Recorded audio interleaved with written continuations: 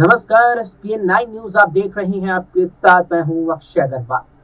पंजाब में लोकसभा चुनाव को लेकर सियासी सरगर्मियां तेज हैं। इंडिया गठबंधन में दो फाड़ दिखाई दे रहे हैं। आम आदमी पार्टी और कांग्रेस के बीच गठबंधन नहीं हो सका है और दोनों ही पार्टियों ने अलग अलग राह पकड़ ली है।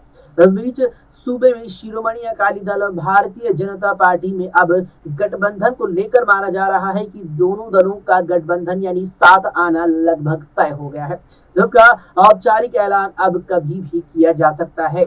संभव इसका ये है कि सूत्रों ने जो इस मामले पर कहा है कि दोनों पार्टियों के बीच अब सिर्फ सीट बंटवारे पर पेंच फंसा है। सीट का मुद्दा सुलझते ही गठबंधन का ऐलान किया जाएगा। यही नहीं, आंध्र प्रदेश में टीडीपी के साथ और यूपी में आरएलडी के साथ भी गठबंधन अब लगभग तय हो चुका है। बता दें कि इस पूरे मामले पर अब तक जो जानकारी सामने आई है उसके मुताबिक शिरोमणि अकाली दल पुराने फॉर्मूले की तरह ही पंजाब की 13 लोकसभा सीटों में से 8 पर खुद चुनाव लड़ना चाहता है और 5 सीटें बीजेपी को देना चाहता है, जबकि बीजेपी इस बार ज्यादा सीटें चाहती है और केंद्र और अन्य राज्यों में बढ़ रहे जनाधार को आधार बनाते हुए अकाली दल को 7 और खुद 6 सीटों पर लड़ना चाहती है। सीट बंटवारे का फॉर्मूला अगले 1 से 2 दिन में तय हो सकता है। बताया जा रहा है कि 13 फरवरी के प्रस्तावित किसान आंदोलन की स्थिति के आंकलन के बाद अब गठबंधन का ऐलान कभी भी किया जा सकता है।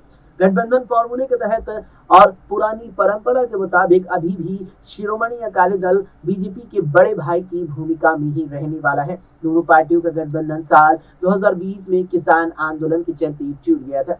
इसके बाद अकाली दल ने 2022 का विधानसभा चुनाव बीजेपी से अलग होकर ही लड़ा और उसे करारी हार का सामना करना पड़ा। अब पार्टी एक बार फिर गठबंधन के लिए उत्सुक है ताकि खोए हुए जनाधार को वापस लाया जा सके। लोकसभा चुनावों में बीजेपी की लगातार ये तीसरी जीत होगी अगर वो इन चुनावों में अपना परचम यहाँ लहरा पाती है। प्रधानमंत्री नरेंद्र मोदी संसद में दावा कर चुके हैं कि अब की बार बीजेपी 370 सीटें जीतने जा रही है तो एनडीए 400 सीटें जीतेगी। फिलहाल के लिए इस वीडियो में इतना ही। देश और दुनिया की तमाम खबरों के लिए आप देखते रहें एसपीएन 9 न्यूज।